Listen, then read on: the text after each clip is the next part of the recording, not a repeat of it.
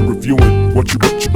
What you reviewing? Welcome back to Whatcha Reviewin. I'm Trixie the Golden Witch, and today I'm talking about one of the most influential albums on me as a music listener, which is Good Kid, Maad City by Kendrick Lamar.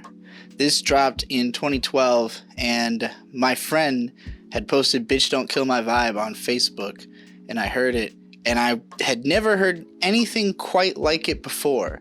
He has this like alien voice. It was a super syrupy, vibey song that almost didn't feel like hip hop or like a rap song, even though it obviously fell into that category. And it really did instantly expand my mind on like what hip hop could be, even as someone who grew up with a decently varied catalog of, you know, stuff that comes on the radio that I was familiar with. This was the first time I ever heard something that was this popular and this alien to me all at once. When I went and listened to the rest of the album, initially I was kind of put off by Shireen, aka Master Splinter's daughter. The first track, it's very warbly and weird and cinematic, and it's not as much of a song that I would go back and listen to because I just love hearing the song. It's more of like, if I want to listen to this whole album, then this really sets the mood, sets the tempo right, gets you in this like weird headspace where you're simultaneously like excited and about to get off. You know, as soon as this episode of Martin go off, I'm trying to get off.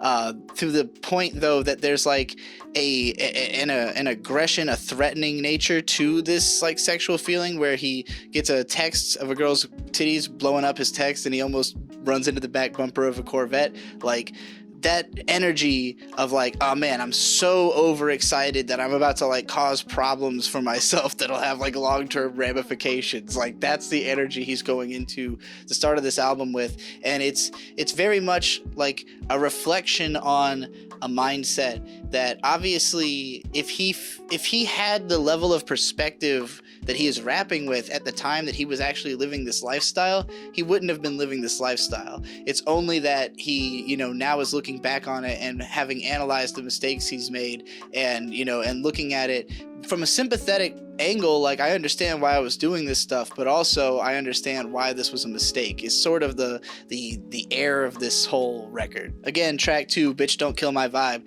There was an original version of this that had Lady Gaga on it, and it's less good than the final product. I really like the sing-song vocals on this track. The little violin melody at the end is one of my favorite pieces of music, period. Even though it's I assume just a sample pulled from somewhere. I don't know, maybe it's a piece of original instrumentation for the album. I've never looked into if that information's out there, but it's a beautiful, beautiful ending to that track. And the remix version of the song that comes on the deluxe version is one of my favorite rap songs, period, because as much as I love the vibe of Bitch Don't Kill My Vibe, I actually think there is a kind of sinisterness to it. It's kind of deliberately pushing you away. It's like, hey, I can feel your energy from 2 planets away, so like, step off, I'm trying to vibe by myself. And while I do feel that energy sometimes, you know, I have more fun with the more inviting, like, hey, let's have a cool rap song on this awesome beat, which is what we get out of the Jay-Z version with the remix, and it's really fun to rap along to. Backseat Freestyle is also really fun to rap along to, and this was the song that kind of, I don't know, it broke me out of a certain mindset about hip-hop. A lot of people like sort of stereotypically divide hip-hop into like ignorant versus intelligent hip-hop, and this is someone intelligently creating a deliberately ignorant sounding song, but not in a way that's like making fun of it. It's actually just proving how much fun it can be by being like so over the top, so ridiculous, so youth spirited that like it's hard not to get into it. Like, it's so obviously preposterous when he says, I pray my dick get big as the Eiffel Tower so I could fuck the world for 72 hours. Like, it's hard not to understand when you hear a line like that what really all of this crazy over-the-top trap stuff is supposed to be saying. It's just that a lot of it sounds more realistic and more grounded, so people take it more seriously.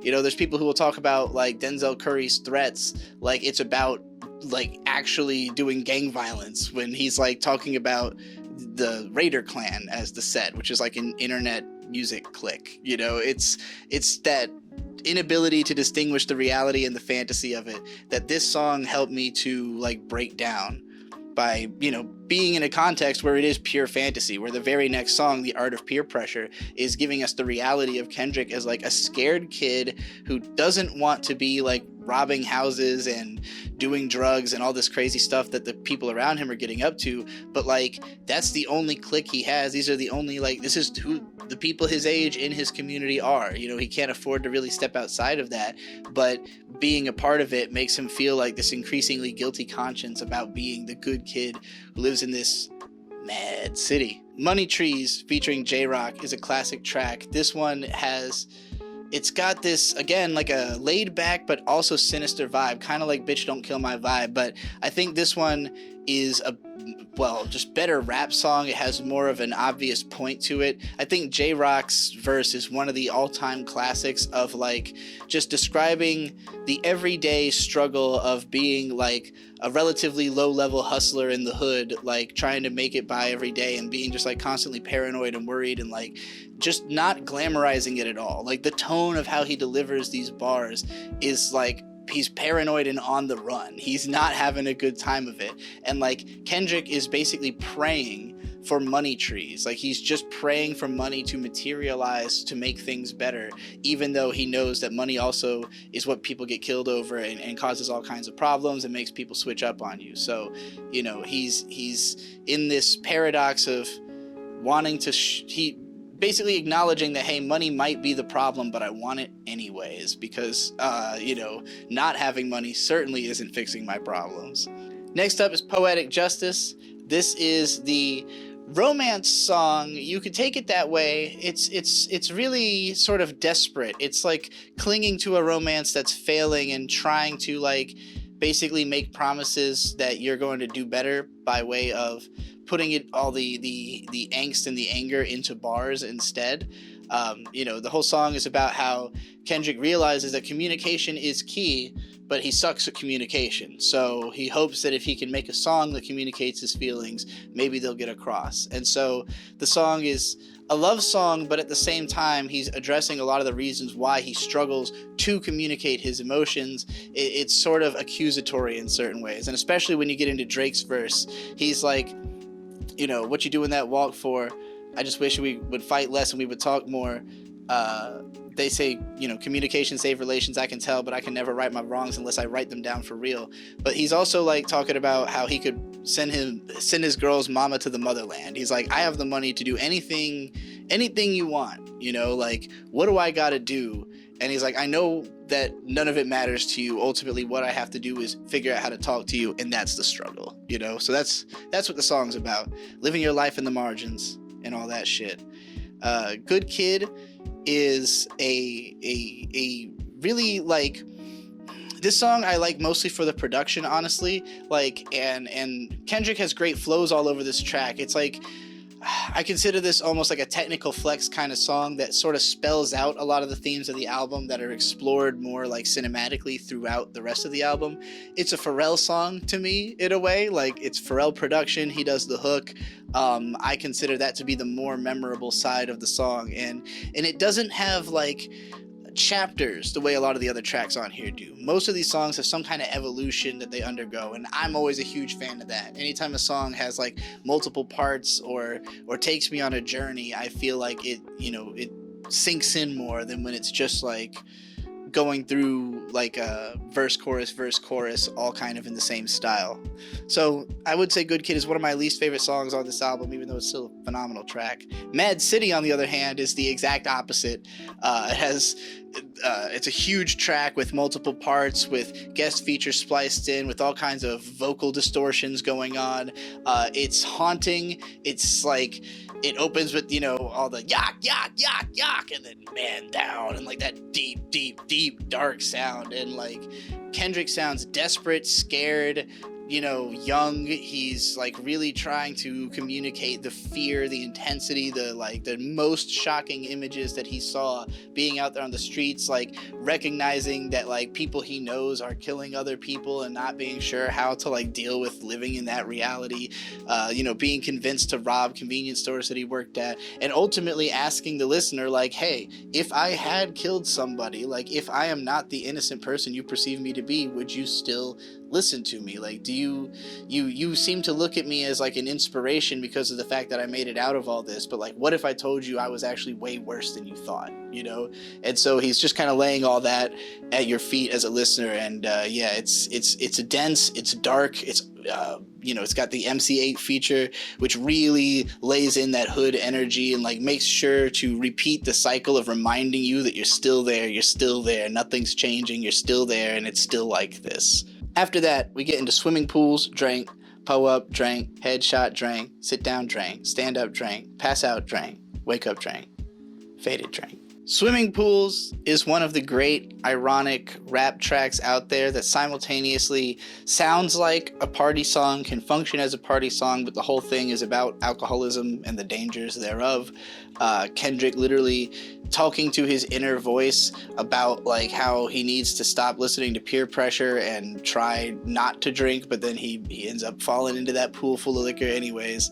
And the ending bits, like if you listen to the single version of the song, it doesn't have the little beat switch and end up ending part where he does like some cool little vocal additions and stuff. That's my favorite part of the whole song. So like, make sure you listen to the album version every time.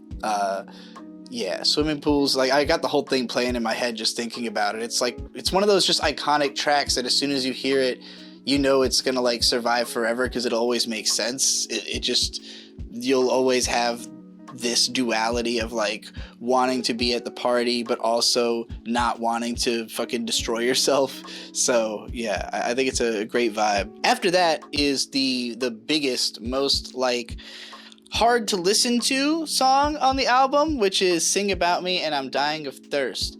And Sing About Me is one of those like fascinating experiments that only Kendrick could really pull off, where basically he's reading two fictional rhymed, you know, rapped like emails that he's gotten, I assume, about his past work, about him telling stories of people that he had seen in his environment on other albums, those people recognizing themselves in the stories and then contacting him, which I'm sure has happened, and maybe even with these specific characters, but obviously they didn't write him these letters.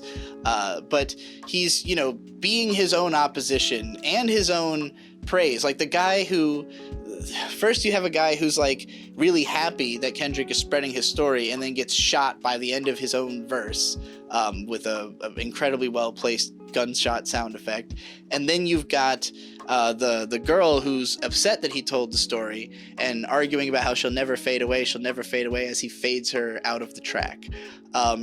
So that one has always hit me really hard, just the use of experimental technique and like the thoughtfulness in presentation to tell the story makes it an incredibly compelling piece, even if like it's sad and not like, again, it's not a satisfying song. And I think part of the power of Kendrick's albums is that a lot of them like are satisfying album experiences that have individually satisfying songs on them, but that like, you know, not every single one has to be like Swimming Pools and like endlessly iconic. This one can be this weird heartfelt experiment that like, you know, it maybe is difficult to even return to. And especially when you get to the second half, after there's like this long prayer section, and the I'm Dying of Thirst is like just the most desperate, the most like, please just do anything to make this better for us, you know?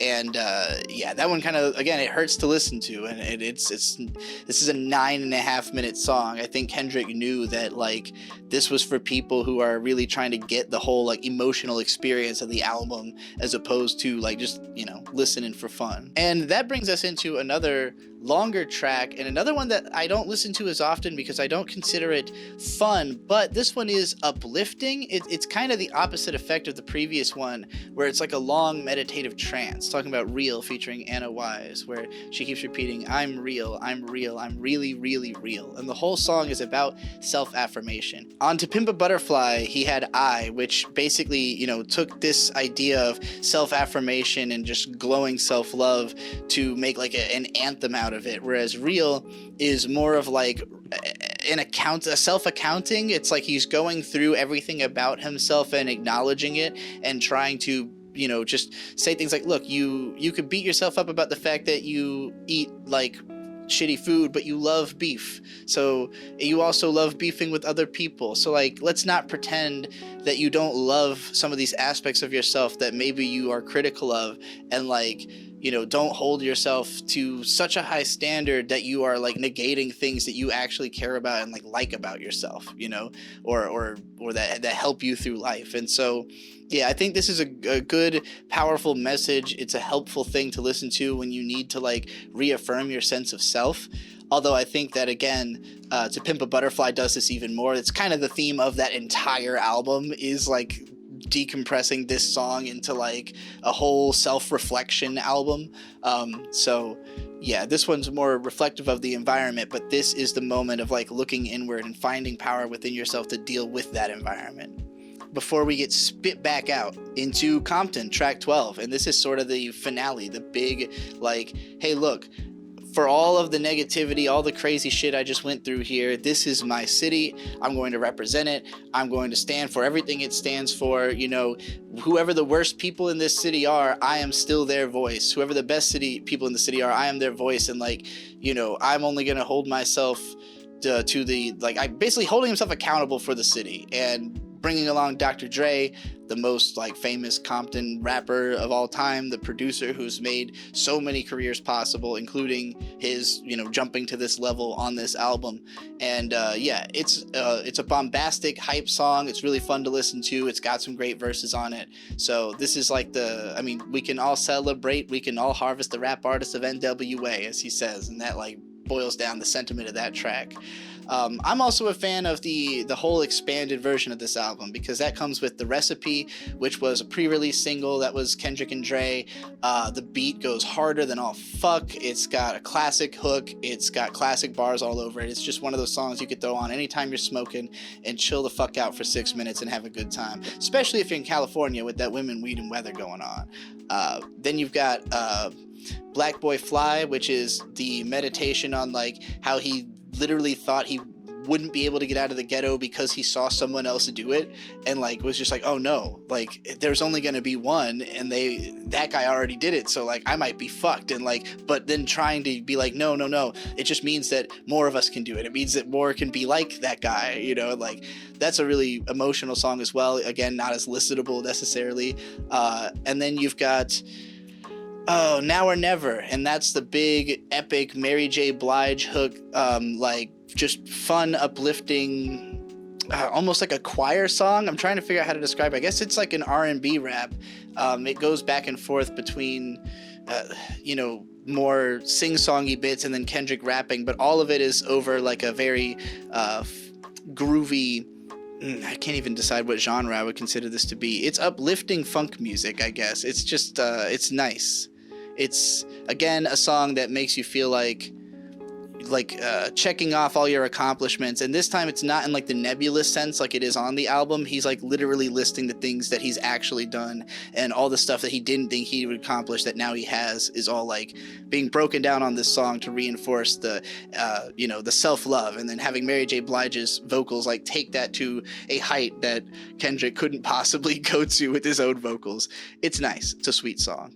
So yeah, that's it. That's all the tracks on Good Kid, Mad City. One of my favorite albums, one of the best Kendrick Lamar albums, the album that really got me invested in modern hip hop back in 2012, pushed me to focus on that genre as the one that I was most involved with and interested in, and to start challenging myself to write bars that could even live up to Kendrick, you know, like knowing that somebody was out there having that level of mainstream success while writing stuff that crazy and deep and thoughtful was like, wow, you know, there's a lot of hope for anybody to prove that they could do that, and I don't think anyone has yet. So that's it for this episode of Whatcha Reviewin. Subscribe to the channel, check out all of our social links in the description below, listen to me rap on Sucker Punch with all of my homies, and get the fuck out of here.